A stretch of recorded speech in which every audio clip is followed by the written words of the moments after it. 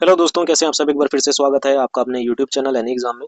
दोस्तों, आज की इस वीडियो में हम चंडीगढ़ एडमिनिस्ट्रेशन में SCDRC CSIR के अंदर जो क्लर्क MTS स्टेनोटाइपिस्ट और MTS की वैकेंसीज हैं उन सब के लिए, और जो चंडीगढ़ एडमिन की अपकमिंग वैकेंसीज हैं उन सब की प्रैक्टिस के लिए, उन सब की प्रिपरेशन के लिए मैथ से एक्सपेक्टेड क्वेश्चंस को अटेम्प्ट करेंगे। ये ओवरऑल क्लास 3 है और मैथ के जो हम क्वेश्चन हैं वो बेसिक टू एडवांस जो है वो अटेम्प्ट करते हैं।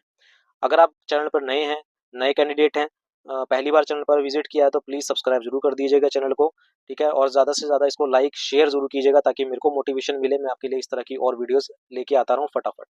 ठीक है, और जब हम मैथ के क्वेश्चन अटेम्प्ट करेंगे तो मैं मान के चल रहा हूँ कि आपका जो बेसिक कंसेप्ट है मैथ का वो क्लियर है। ठीक है, क्योंकि मैं मिक्स क्वेश्चंस यहाँ पर करवाऊंगा, कोई चैप्टर वाइज नहीं है। अगर आप कमेंट करेंगे कि चैप्टर वाइज क्वेश्चंस लेके आओ तो मैं चैप्टर वाइज भी आपको करवाऊंगा, लेकिन अभी फिलहाल जो है वो सारे के सारे मिक्स क्वेश्चंस रहेंगे। तो सबसे पहले क्वेश्चन की ओर आते हैं। सबसे पहला क्वेश्चन आपके पास कहता है कि 24 boys and a certain number of girls. कह रहा है कि 24 लड़के हैं और कुछ गर्ल्स हैं, एक एग्जाम में अपीयर हुए। The average score of the boys was 42। Average जो स्कोर था बॉयज का वो 42 था। गर्ल्स का एवरेज स्कोर 34 है। कंबाइंड पूरी क्लास का 38 है। कह रहा है कि गर्ल्स कितनी है क्लास के अंदर। तो ये एवरेज से क्वेश्चंस हैं। इस क्वेश्चन को करने के भी काफी सारे मेथड हैं। एक तो आप एलिगेशन मेथड से भी इसको क्वेश्चन को कर सकते हैं। आप सिंपल एवरेज का जो बेसिक फॉर्मूला होता है एवरेज का, एवरेज इनटू में नंबर जो होता है सम, ये वाला फॉर्मूला इससे अप्लाई करेंगे, इससे भी आपका आंसर आ जाएगा। एक आपके पास होता है जूनियर सेटिस्फेक्शन मेथड यानी कि JSM, इस ये वाला एक मेथड होता है, इससे भी ये क्वेश्चन अटेम्प्ट हो जाएगा। ठीक है ना, लेकिन जो मेरे को माइंड में आया या जो आपको माइंड में आ रहा होगा वो ये आ रहा होगा कि सर एलिगेशन लगा लो, वो ज्यादा इजी है। अब एलिगेशन से ये क्वेश्चन कैसे सोल्व होगा वो कर लेते हैं। ठीक है, तो हम एलिगेशन लगाएंगे इस तरह के क्वेश्चन के अंदर। तो कह रहे हैं कि 24 लड़के हैं, कुछ गर्ल्स हैं, तो एक तरफ मैंने क्या लिख लिया, बॉयज लिख लिया, एक तरफ हमने लिख लिया गर्ल्स। कह रहा है कि बॉयज की जो एवरेज है वो है 42, गर्ल्स की जो एवरेज है वो है 34, और पूरी क्लास की जो एवरेज है वो है 38। तो हमें ये पता है एलिगेशन का रूल क्या कहता है कि सर जब आप एलिगेशन लगा रहे हैं तो मिडल जो वैल्यू होती है वो एक से छोटी होती है, एक से लेस होती है और एक से हाइयर होती है। तो 42 से ये छोटी है और 34 से बड़ी है। तो यहाँ पर हमें साफ साफ दिख रहा है कि भाई एलिगेशन जो है वो मेरा अप्लाई हो रहा है। तो यहाँ पर एलिगेशन जब हम लगाएंगे तो 42 में से 38 को माइनस करेंगे तो 4 आएगा, और 38 में से 34 को माइनस करेंगे तो भी कितना आएगा, 4 आएगा। तो रेशो क्या बन गई, 4:1। और अगर हम और कटिंग करते हैं तो 1:1 आ जाएगा। तो मेरे अकॉर्डिंग जो बॉयज की वैल्यू है वो कितनी है, 1 है। क्वेश्चन के अकॉर्डिंग बॉयज की वैल्यू कितनी है, 24 है। तो 1 = 24 के इक्वल है। अगर 1 = 24 के है तो गर्ल्स की वैल्यू भी कितनी है, 1 है, यानी कि गर्ल्स भी कितनी होंगी, 24 होंगी। ऑप्शन नंबर डी आपके पास यहाँ पर करेक्ट हो जाएगा। तो एलिगेशन यहाँ पर हमने अप्लाई किया, एलिगेशन अप्लाई करके हमने देखा कि मेरा क्वेश्चन बहुत इजीली और आसान वे में जो है वो निकल गया। और भी तरीके हैं, मैं आपको फिर कह रहा हूँ, आपका बेसिक कंसेप्ट जो है वो एग्जाम इस पेपर को क्लियर करने के, जो है क्वेश्चन को क्लियर करने की, क्लियर होने चाहिए। ठीक है, तो बॉयज और गर्ल्स की हमने रेशो लिखी, बॉयज की एवरेज 42 है, गर्ल्स की 32 है, 34 है, एवरेज कितनी है, 38 है ओवरऑल। तो रेशो हमने निकाली 1:1। अगर 1 की वैल्यू 24 है तो गर्ल्स भी कितनी होंगी, 24 ही होंगी। ऑप्शन नंबर डी हमारे पास करेक्ट हो जाएगा। चलिए अगले क्वेश्चन की ओर आते हैं। समझ आया होगा क्वेश्चन, उम्मीद है। अगला क्वेश्चन यहाँ पर बोला गया है, देखिए मैं आंसर नहीं देख रहा हूँ, ऑप्शंस तो मैं बिल्कुल नहीं दे रहा, आपके सामने आंसर निकालूंगा फिर ऑप्शन को टिक करेंगे। यहाँ पर बोला गया, कहता है कि number of schools in a city, एक सिटी है, इस एक सिटी के अंदर नंबर ऑफ स्कूल जो है वो डायरेक्टली प्रोपोर्शनल है to the number of population in the city. कह रहा है कि साफ साफ आपको बोल दिया गया है, थोड़ा सा मैं कम जूम कर लेता हूँ ताकि मैं आपको क्वेश्चन भी दिखा सकूं और सॉल्व भी कर सकूं। ठीक है, इसके अंदर बोला गया है, इस क्वेश्चन के अंदर बोला गया है, कहता है कि number of schools in a city is direct proportional to the population of the city. कह रहा है कि जो स्कूल्स है ना, एक जो स्कूल्स हैं एक सिटी के अंदर वो डायरेक्टली प्रोपोर्शनल हैं किसके, पॉपुलेशन के। डायरेक्टली बोला है तो पॉपुलेशन के ये डायरेक्टली प्रोपोर्शनल हैं किसके, पॉपुलेशन के। यानी कि अगर स्कूल 1 है, S1/S2, तो पॉपुलेशन इक्वल होगी किसके, P1/P2 के। ठीक है, इस तरीके से डायरेक्टली प्रोपोर्शनल है ये। अगर S1 के सामने P1, S2 के सामने P2। फिर कह रहा है कि there was 125 school and the population of the city was 1,80,000। कह रहा है कि अगर स्कूल 125 है तो पॉपुलेशन कितनी है, अगर स्कूल 125 हैं तो पॉपुलेशन कितनी है, 1,80,000 है। कह रहा है कि in 2023 the number of the school in the city was 180। कह रहा है कि अगर स्कूल 180 हैं then the percentage, what is the percentage increase the population of the city. तो पहले हम क्या करते हैं, पॉपुलेशन निकाल लेते हैं कि पॉपुलेशन कितनी है। अगर स्कूल 180 है तो यहाँ से हम क्या करेंगे, क्रॉस मल्टीप्लाई करेंगे। तो यहाँ से हम P2 की वैल्यू निकाल लेंगे, तो 1,80,000 मल्टीप्लाई बाय 180 डिवाइडेड बाय क्या आ जाएगा, 125 आ जाएगा। 25 पंजे 125 होता है, 25 चौके 100 होता है, 4 अट्ठे के 18 चौके 72 होता है, तो ये 7200 आ जाएगा। और कटिंग करेंगे, 5 1 जा 5, ठीक है, और यहाँ से कटेंगे 5 3 जा 15, 30 5 6 जा 30, तो 72 इंटू में हम क्या करेंगे, 36 करेंगे, तो 72 इंटू में 36 करेंगे तो ये आ जाएगा 259200। तो जब जब स्कूल 180 है तो पॉपुलेशन कितनी है, 2,59,200 है। पहले कितनी थी, 1,80,000 थी। तो अब परसेंटेज इंक्रीज बताना है आपको, है ना। अब आपको क्या बताना है, परसेंटेज इंक्रीज बताना है। तो हम क्या करेंगे, 2,59,200 में से माइनस कर देंगे 1,80,000, तो 2,59,200 में से माइनस करेंगे 1,80,000, तो ये हमारे पास कितनी आ जाएगी, 79,200 आ जाएगी। इतनी पॉपुलेशन बढ़ी है, हमें परसेंटेज इंक्रीज बताना है। तो 79,200 बढ़ी है, कहाँ से बढ़ी है, 1,80,000 से बढ़ी है।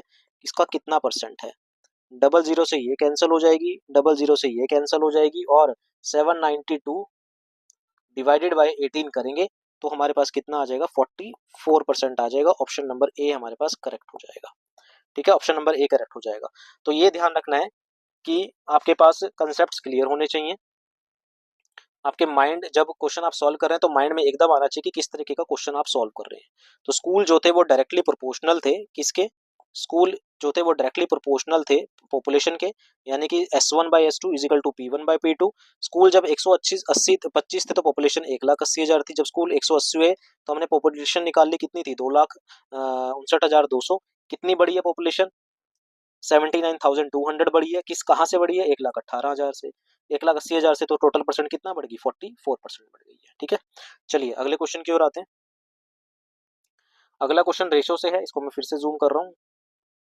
रेशो से है, कहता है कि the ratio of the price of coffee and T is 5:7।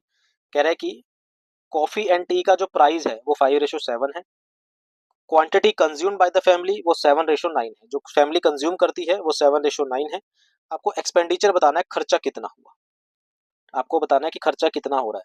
तो भाई सीधी सी बात है, हमने एक फॉर्मूला पढ़ा है कि जो एक्सपेंडिचर होता है वो होता है हमारे पास प्राइस कितना है मल्टीप्लाई बाय हमारी कंजम्पशन कितनी है, यानी कि क्वांटिटी कितनी हमने कंज्यूम करी, वो होता है, ठीक है ना। अब कह रहा है कि जो प्राइस है वो बढ़ गया कितने से, 5:7 से, और जो कंजम्पशन है, कंज्यूम हम जो करते हैं वो इसकी रेशो कितनी है, 7:9 है। तो इन दोनों को अगर मैं मल्टीप्लाई करूं तो क्या आ जाएगा, एक्सपेंडिचर आ जाएगा, यानी कि 5 मल्टीप्लाई बाय 7:7 मल्टीप्लाई बाय 9। 7 से 7 कैंसिल हो जाएगा तो रेशो क्या आ जाएगी, 5:9 आ जाएगी। ऑप्शन नंबर बी आपके पास करेक्ट हो जाएगा, ठीक है। इस तरह के क्वेश्चन था ये, आपको एक्सपेंडिचर का यहाँ पर कंसेप्ट पता होना चाहिए था। अगले क्वेश्चन की ओर आते हैं।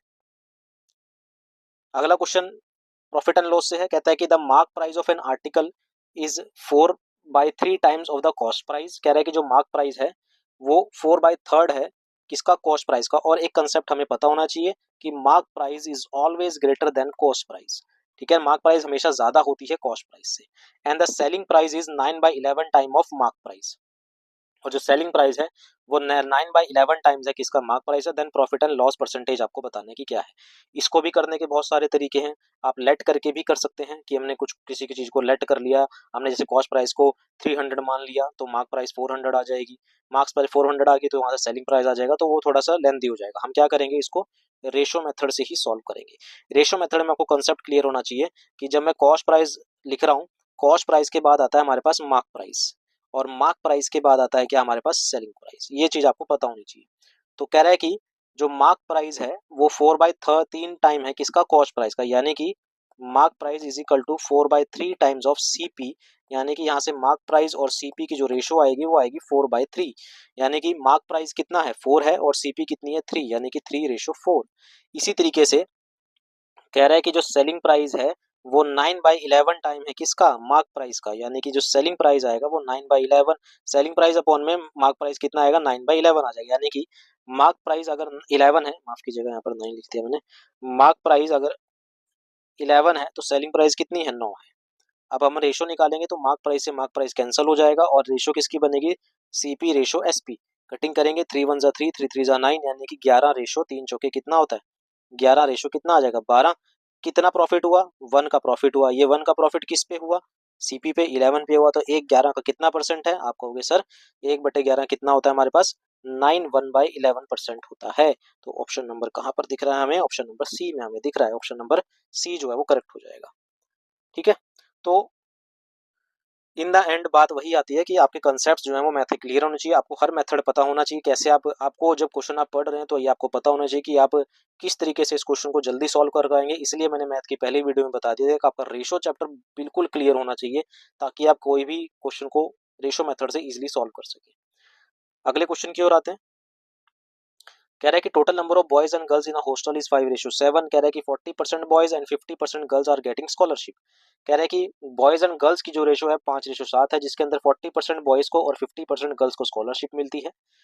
What is the percentage of hostel student who are not getting any scholarship. ऐसे परसेंटेज बताओ, ऐसे स्टूडेंट की परसेंटेज बताओ जो जिनको स्कॉलरशिप नहीं मिली। अब इस तरह के क्वेश्चंस को भी आप इजिली जो है वो सॉल्व कर सकते हैं। कैसे, कई सारे मेथड हैं। आप चाहे तो बॉयज एंड गर्ल्स की जो रेशो आपको दे रखी है 5:7, इसको आप 500:700 भी मान सकते हो, कोई दिक्कत बातने वाली बात नहीं है, यहाँ से भी सॉल्व हो जाएगा।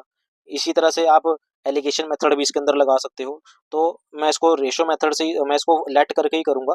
तो मैंने मान लिया कि भाई जो बॉयज और गर्ल्स हैं उन वो टोटल कितने हैं, 5:7 है ना। तो हम क्या इसको 500 और रेशो 700 नहीं लिख सकते, आप कहोगे सर लिख सकते हो, कोई इफेक्ट नहीं पड़ेगा।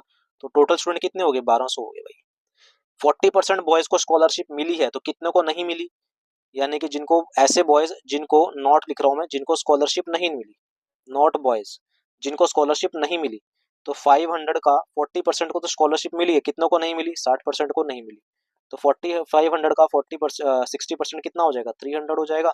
यानी कि 500 में से 300 को स्कॉलरशिप नहीं मिली। कितनी गर्ल्स को नहीं मिली, आप कहोगे सर 700 तो गर्ल्स हैं, 50% को स्कॉलरशिप मिली है, यानी कि 50% को नहीं मिली। तो 700 का 50% आपको पता है कितना होता है, 350 होता है। तो टोटल नंबर ऑफ स्टूडेंट जिनको स्कॉलरशिप नहीं मिली, आप कहोगे सर 650। तो इनकी परसेंटेज निकालनी है, तो कहोगे सर 650 तो ऐसे हैं जिनको स्कॉलरशिप नहीं मिली, कितने में से, 1200 स्टूडेंट में से। इसका कितना परसेंट है, कटिंग करेंगे ये कट जाएगा, और कटिंग करेंगे तो किस पे काट लें, 4 पे नहीं, 4 पे नहीं, 2 पे कट जाएगा। 2 3 पे 6 5 11 नहीं, 2 पे काट लेंगे। 2 6 12 और 2 3 6, 2 3 6, 2 2 4, 2 5 10। 325/6, 6 है कहीं नीचे, नहीं है ये है 300। देखो ये है ना 306, मेरे को एक ही ऑप्शन में दिख रहा है नीचे, ऑप्शन नंबर बी, यही इसका आंसर है। और कोई कहीं पर भी डिनोमिनेटर में मेरे को 6 नहीं दिख रहा, ऑप्शन नंबर बी में ही दिख रहा है, और यही मेरा आंसर हो जाएगा। चाहे तो देख लेते हैं। अगर मैं 325 को 6 से डिवाइड करूं, तो 6 पंजे कितना होता है, 30 होता है। 2 25 आ जाएगा, 6 चौके 24 आ जाएगा, एक रह जाएगा, यानी कि 54 से ही 1/6%। ऑप्शन नंबर बी हमारे पास करेक्ट हो जाएगा। इस तरीके से भी इसको कर सकते हैं। आप एलिगेशन मेथड लगा के भी इसको सॉल्व कर सकते हैं, ठीक है ना, वो आपकी मर्जी है। तो क्वेश्चन पढ़ते ही आपको पता होना चाहिए कि किस मेथड से मैं सॉल्व करूं, जिससे मेरा क्वेश्चन जो है वो इजिली यहाँ पर निकल जाए। तो ये 5 क्वेश्चन थे आज की वीडियो में, भी मिक्स क्वेश्चन थे। उम्मीद है सभी के सभी क्वेश्चन आपको समझ आए होंगे, मिक्स चैप्टर से थे। इसी तरह के क्वेश्चंस भी आपके पास पेपर में पूछे जाएंगे, ठीक है ना। इसी लेवल का पेपर जो है वो आपके पास आएगा, कोई टुच्चा मुच्चा नहीं जो है वो पेपर नहीं पूछा जाएगा। मॉडरेट टू डिफिकल्ट पेपर आएगा, ठीक है, इजी नहीं आएगा बिल्कुल भी पेपर। तो ये मैथ के एक्सपेक्टेड क्वेश्चंस थे जो कि आपके एग्जाम पॉइंट ऑफ व्यू से इंपॉर्टेंट है। उम्मीद है सभी के सभी क्वेश्चन आपको पसंद आए होंगे, सेशन अच्छा लगा होगा। देखिए लाइक शेयर और सब्सक्राइब जरूर कीजिएगा, ठीक है ना। आपके लाइक शेयर सब्सक्राइब से मेरे को मोटिवेशन मिलेगी, ताकि मैं आपके लिए और वीडियोस लेके आता रहूं। क्योंकि अगर आपका रिस्पॉन्स नहीं आया तो मेरा भी रिस्पॉन्स आना जो है वो बंद हो जाएगा। तो अभी के लिए इतना ही रखते हैं, मिलते हैं अगले पार्ट में। Thank you very much.